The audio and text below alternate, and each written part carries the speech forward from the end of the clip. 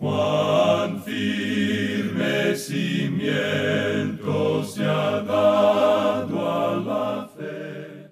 A través de la Biblia, un análisis de la Biblia libro por libro que le ayudará a crecer espiritualmente. Estos estudios fueron diseñados por el Dr. J. Vernon McGee. Acompáñenos en este fascinante recorrido a través de la Biblia. La palabra de Dios.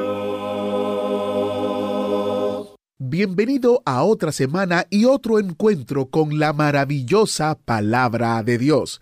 Hoy estamos en Juan capítulo 20 y vamos a iniciar inmediatamente con un tiempo de oración. Padre Celestial, gracias por la maravillosa oportunidad de estudiar tu palabra. Te pedimos que tu Espíritu Santo nos enseñe. En el nombre de Jesús oramos. Amén. Continuamos considerando hoy la resurrección del Señor Jesucristo como se encuentra narrada aquí en el capítulo 20 del Evangelio según San Juan. En nuestro programa anterior estábamos hablando de María Magdalena y cómo había ido de mañana al sepulcro, siendo aún oscuro, y cuando ella llegó había visto quitada la piedra del sepulcro. Inmediatamente fue corriendo y le contó a Simón Pedro y al otro discípulo. Dijimos que el otro discípulo era Juan. Dijimos además que María Magdalena en realidad no esperaba la resurrección del Señor Jesucristo. Ella pensaba que alguien había robado el cuerpo del Señor. El primer pensamiento que ella tuvo fue: las autoridades religiosas robaron el cuerpo del Señor. Y creemos que las autoridades religiosas habrían dado cualquier cosa por presentar el cuerpo de Jesús en aquel primer domingo. Ahora, lo más interesante de todo es que estas autoridades religiosas acusarían más tarde a los discípulos de robar el cuerpo del Señor. Vimos también que Simón Pedro y Juan tampoco esperaban la resurrección. Probablemente creían que María no veía bien en la oscuridad. Ella vio que la piedra había sido quitada, se asustó y corrió. O pensaban quizás que María se había equivocado de tumba. Así es que se precipitan al cementerio. Y amigo oyente, uno no va al cementerio a buscar a los vivos. Ellos no esperaban encontrar a un vivo cuando salieron con precipitación. Esperaban encontrar el cuerpo muerto del Señor. Continuamos considerando hoy este mismo asunto y vamos a leer los versículos 3 y 4 de este capítulo 20 de Juan. Y salieron Pedro y el otro discípulo y fueron al sepulcro. Corrían los dos juntos, pero el otro discípulo corrió más aprisa que Pedro y llegó primero al sepulcro. Este otro discípulo, como dijimos anteriormente, era Juan. Era más joven y pudo correr más aprisa que Simón Pedro. Esto confirma la tradición de que Juan probablemente era el más joven de los discípulos. Creemos que había una amplia diferencia de edades entre estos dos hombres. Ahora el versículo 5 dice: y bajándose a mirar, vio los lienzos puestos allí, pero no entró. Lo que Juan vio le convenció de que Jesús había resucitado de los muertos. Llegó allí primero, pero tenía cierta reticencia, es decir, cierta reserva y reverencia, y no entró. Se bajó para mirar por la pequeña entrada que había sido cortada en la piedra, y vio la evidencia que lo convenció. Es asombroso cómo Dios usa las cosas pequeñas como estas para traer convicción a los corazones de los hombres. Alguien ha dicho que las grandes puertas giran sobre pequeños goznes. Juan vio los lienzos puestos allí, pero el cuerpo había salido de ellos. Leamos ahora el versículo 6. Luego llegó Simón Pedro tras él, y entró en el sepulcro, y vio los lienzos puestos allí. Aquí viene ahora Simón Pedro, soplando y resoplando, bastante cansado por la carrera. Es que era difícil para él correr. La reserva no era una de las cualidades de Pedro, y por tanto entró enseguida al sepulcro. Él también vio los lienzos y el sudario que había estado sobre la cabeza de Jesús. Recuerde que José de Arimatea y Nicodemo habían envuelto el cuerpo de nuestro Señor en los lienzos y lo habían sellado con un compuesto de mirra y de áloes, lo cual formó como una especie de goma para sellar bien el cuerpo. Ahora, ¿cómo pudo salir el cuerpo de esa envoltura sin desenvolver los lienzos? Jesucristo salió de esa tumba así como una semilla sale de la tierra. Recuerde que él había dicho que si el grano de trigo no cae en la tierra y muere, queda solo, pero si muere, lleva mucho fruto.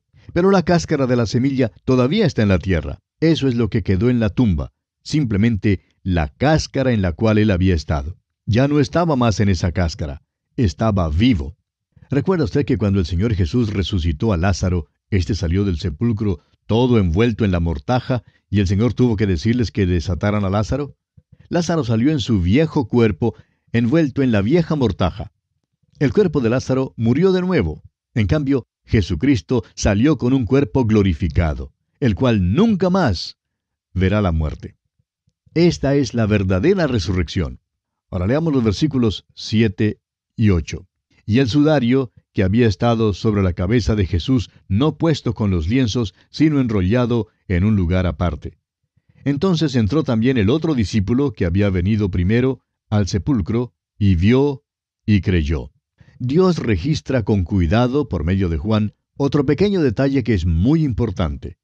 El sudario que había estado sobre la cabeza de Jesús estaba allí, intacto, aparte de los lienzos en que habían envuelto su cuerpo. Tenía la forma de la cabeza y estaba allí tal como lo habían puesto en la cabeza de Jesús. Creemos que esto convenció a Pedro de que el Señor había resucitado. Hay 3 palabras griegas que se usan en este pasaje y todas se traducen como ver, y esto en realidad es desafortunado.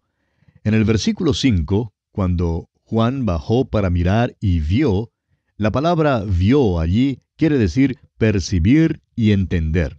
Comprende la inspección y la percepción. En el versículo 6, cuando Pedro entró y vio, la palabra usada es theaomai, de la cual derivamos nuestra palabra teatro. O sea que él lo contempló. En el versículo 8, cuando Juan entró al sepulcro y vio, significa saber.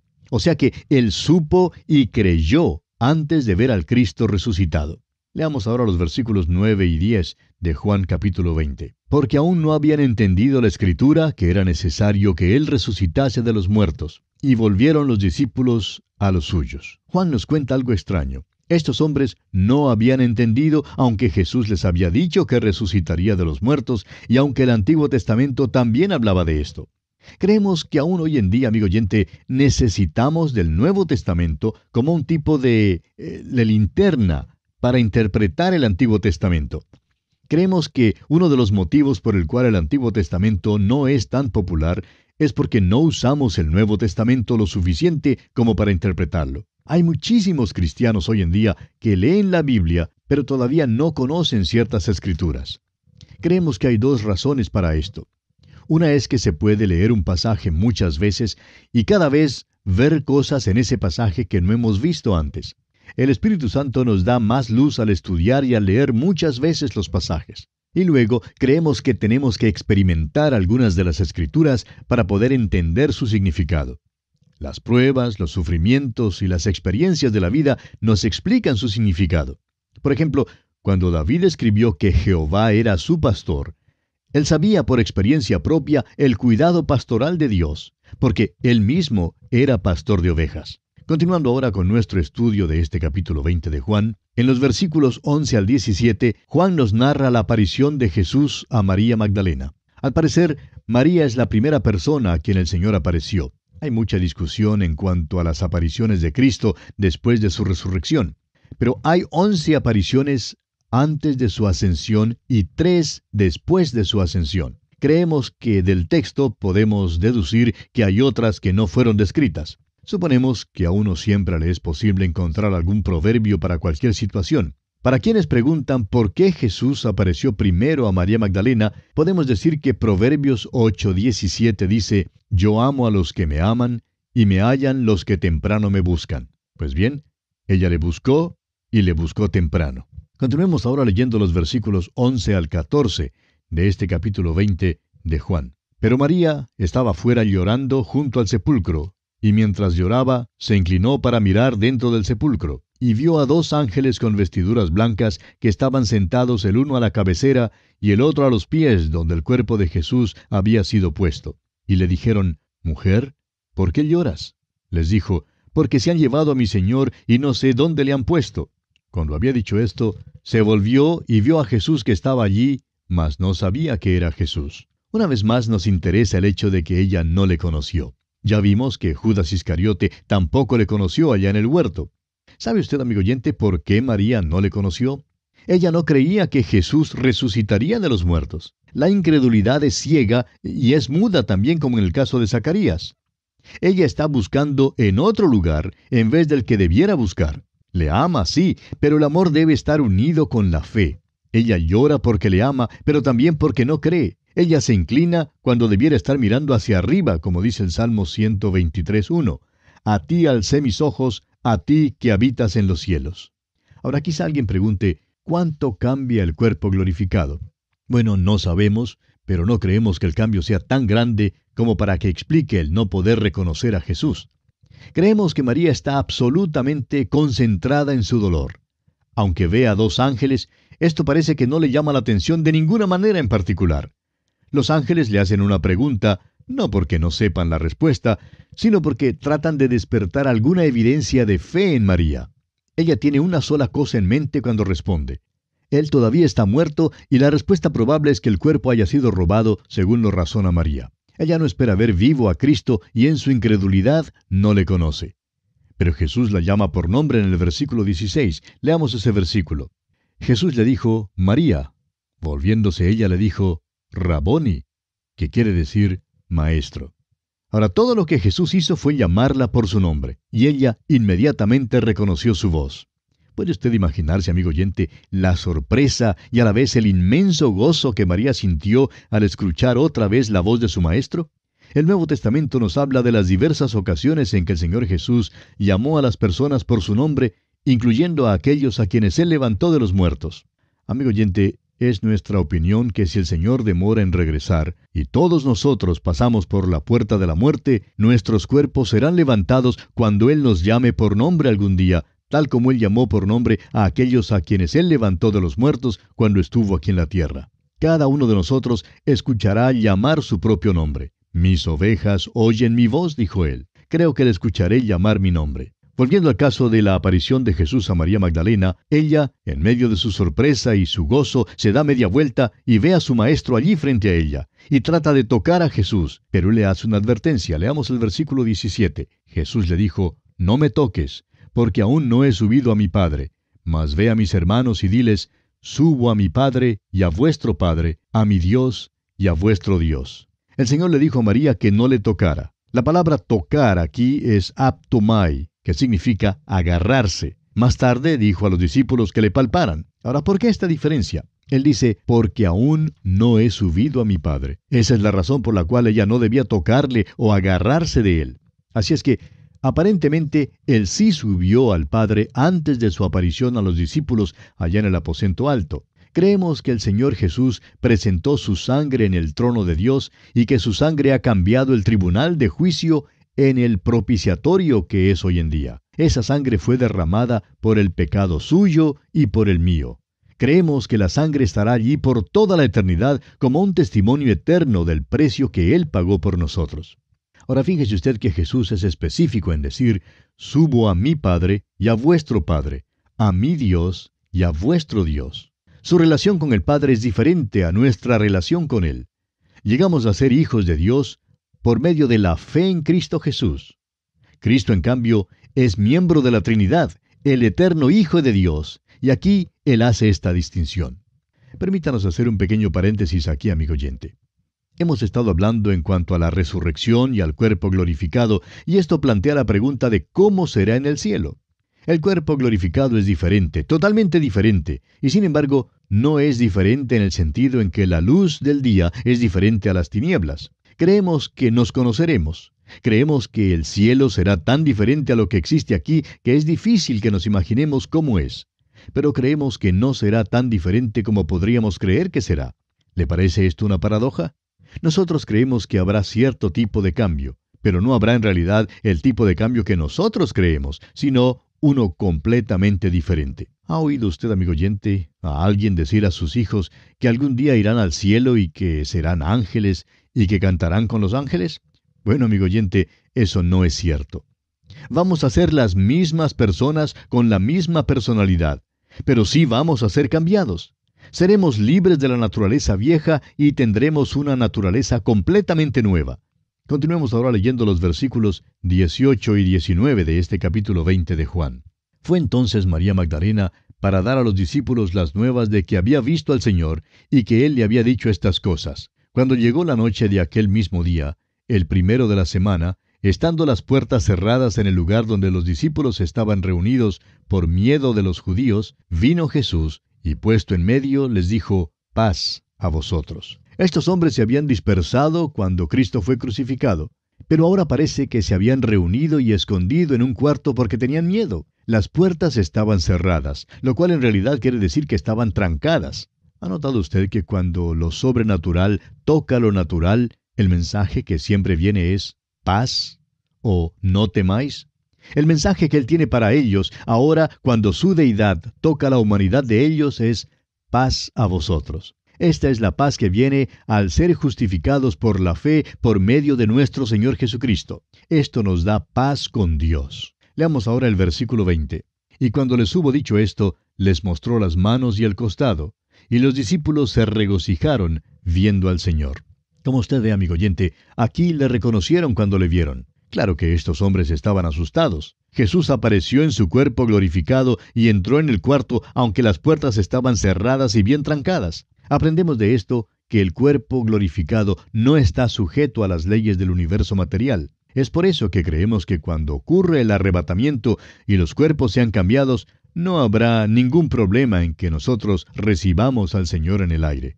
Pero fíjese que, aunque es cuerpo glorificado, tiene las señales de las heridas en sus manos, en sus pies y en su costado. Hay una analogía extraña a aquel cuerpo que ha sido clavado en la cruz. Las cicatrices están allí. Ahora no creemos que habrá cicatrices en nuestros cuerpos. Creemos que esas cicatrices están en el cuerpo de Jesús porque son las cicatrices que llevó por nosotros. Creemos que sufrió esas heridas por nosotros para que usted y yo, amigo oyente, pudiéramos ser presentados delante de Él santos y sin mancha. Él tomó nuestro pecado y esas cicatrices serán la evidencia de eso por toda la eternidad. Leamos ahora el versículo 21 de este capítulo 20 de Juan. Entonces Jesús les dijo otra vez, paz a vosotros. Como me envió el Padre, así también yo os envío. No creemos que el Señor simplemente se repita a sí mismo. Creemos que esta paz aquí es una paz diferente. En el versículo 19 fue la paz de la redención, la paz con Dios. La redención ya es completa. Esta es la paz descrita ya en Mateo 11:28, donde el Señor Jesús dijo, venid a mí todos los que estáis trabajados y cargados, y yo os haré descansar. Este es el descanso de la redención, la paz de la redención. Pero hay otra paz, es la paz de Dios. Es la paz de aquellos que están en comunión con Dios y que hacen su voluntad. Esta es la paz descrita en Mateo 11:29, donde Jesús dijo, llevad mi yugo sobre vosotros y aprended de mí, que soy manso y humilde de corazón, y hallaréis descanso para vuestras almas. También en el capítulo 14 de este Evangelio de Juan, versículo 27 dice, la paz os dejo, mi paz os doy. Yo no os la doy como el mundo la da. No se turbe vuestro corazón, ni tenga miedo. La redención ya está lograda. Ahora Cristo les envía al mundo como el Padre le había enviado a Él. Él había mencionado esto antes en su oración. Dijo allá en el capítulo 17, versículo 18 de este Evangelio de Juan, como tú me enviaste al mundo, así yo los he enviado al mundo. Volvamos ahora al capítulo 20 de Juan y leamos el versículo 22. Y habiendo dicho esto, sopló y les dijo, recibid el Espíritu Santo. Este período de historia es un período de transición entre la ley y la gracia. Hay un intervalo en la vida de estos hombres y en el ministerio del Señor Jesús entre su muerte y su resurrección y el día de Pentecostés. Este es un tiempo único en la historia del mundo. Nuestro Señor les había hablado en cuanto a la oración en Lucas capítulo 11. Había dicho que si pedían, les sería dado. En el versículo 13 de ese capítulo 11 de Lucas, Él dice que está hablando especialmente en cuanto al don del Espíritu Santo que el Padre Celestial les dará a los que se lo pidan. Bueno, hasta donde podamos saber, ellos nunca lo pidieron. En Juan 14:16 Jesús dice, y yo rogaré al Padre, y os dará otro consolador. Fue el Señor Jesús quien lo pidió, no ellos. Es verdad que Simón Pedro mostró algo de discernimiento cuando dijo que Jesús era el Cristo, pero fue solamente unos pocos minutos después cuando le dijo a Jesús que no fuera a la cruz para morir. Personalmente creemos que en el momento en que el Señor sopló en ellos y les dijo, recibid el Espíritu Santo, estos hombres fueron regenerados. Antes de esto, el Espíritu de Dios no había morado en ellos. Ahora esta palabra sopló aparece solo una vez más en la Biblia. En Génesis, Dios sopló en la nariz de Adán aliento de vida. Creemos que aquí Jesucristo sopló la vida eterna en estos hombres, dándoles el Espíritu de Dios. Esto les sostendría y les daría seguridad en el intervalo entre su ascensión y la venida del Espíritu Santo en el día de Pentecostés. En el día de Pentecostés, el Espíritu Santo vendría y serían bautizados por el Espíritu en el cuerpo de Cristo. Serían también investidos de poder desde lo alto. En aquel día, la Iglesia comenzaría su existencia. Desde ese tiempo hasta el presente, el Espíritu Santo está en el mundo, mora en el creyente y bautiza a cada creyente en el cuerpo de Cristo. Leamos ahora el versículo 23 de este capítulo 20 de Juan. A quienes remitiereis los pecados, les son remitidos, y a quienes se los retuviereis, les son retenidos. Este es un versículo importante, pero es muy mal entendido. Juan Calvino ha escrito lo siguiente: cuando Cristo manda a los apóstoles a remitir los pecados, no les transfiere lo que es atributo exclusivo de Él mismo. Pertenece a Él perdonar los pecados. Simplemente les manda en su nombre a proclamar el perdón de pecados. En ninguna parte del libro de los Hechos, ni en las epístolas, encontramos algún caso de un apóstol remitiendo los pecados de alguien. Sí, van a todas partes proclamando el perdón de pecados. Pero permítame hacer la pregunta: ¿qué es lo que perdona los pecados? Aún Dios no puede simplemente perdonar arbitrariamente los pecados. El perdón de los pecados es sola y únicamente por la sangre de Jesucristo. En los días del Antiguo Testamento, el perdón de pecados se basaba en el hecho de que Cristo vendría y moriría. En el Antiguo Testamento, Dios salvaba a crédito, por así decirlo, hasta cuando Cristo viniera y pagara la pena. Hoy en día, Dios perdona nuestros pecados cuando creemos que Cristo murió por ellos. ¿Cómo entonces podemos nosotros remitir los pecados? Proclamando el Evangelio, amigo oyente. Esta es la obra mayor que podemos hacer. Cuando alguien se arrepentía y creía en Jesús mientras Él estaba acá en la tierra, eso era maravilloso. Pero lo que causa asombro es que cuando usted y yo simplemente proclamamos la palabra de Dios y alguien es renacido y llega a ser nueva criatura en Cristo Jesús. A quienes remitiereis los pecados les son remitidos, ocurre cuando usted y yo, amigo oyente, proclamamos el Evangelio de la gracia de Dios. Ese es el privilegio más glorioso que tenemos hoy en día, amigo oyente. Tenemos una responsabilidad. Si no predicamos el Evangelio al mundo, sus pecados no serán remitidos. Creemos que estamos cosechando las consecuencias por los años que no hemos llevado el Evangelio al mundo. Hemos descuidado nuestra responsabilidad, y el resultado es que nuestros muchachos mueren en la guerra. Piénselo, amigo oyente. Si todos los muchachos que han muerto en la guerra hubieran estado dispuestos a perder sus vidas por Cristo y ser misioneros, ¿cuán diferente sería el mundo? Nosotros tenemos lo único que traerá el perdón al mundo. Es el Evangelio de Jesucristo. Amigo oyente, ¿qué está haciendo usted? Y aquí vamos a detenernos. Que Dios derrame sobre usted sus incontables bendiciones. Gracias por estar con nosotros en el estudio de hoy. Mañana les esperamos en otro encuentro con la maravillosa palabra de Dios. ¿Fue de ayuda para usted el estudio de hoy? ¿Desea enviarnos algún comentario de lo que ha estado escuchando? Entonces escríbanos, no espere más. Nuestro correo electrónico es atv@transmundial.org. atv@transmundial.org. Si desea recibir las notas y bosquejos de lo que estamos estudiando, suscríbase gratis en nuestra página en internet a través de la Biblia.org/notas. A través de la Biblia.org/notas. Hemos llegado al final por el día de hoy. Díganos, ¿fue de ayuda para usted el estudio de hoy? ¿Desea enviarnos algún comentario acerca de lo que ha estado escuchando? Entonces escríbanos, no espere más. Si desea recibir las notas y bosquejos de lo que estamos estudiando, suscríbase gratis en nuestra página en internet a través de la Biblia.org/notas. A través de la Biblia.org/notas. Si desea escuchar nuevamente el programa o si se perdió alguno de ellos, visite a través de la Biblia.org. Repito, a través de la Biblia.org o escriba al correo electrónico atv@transmundial.org.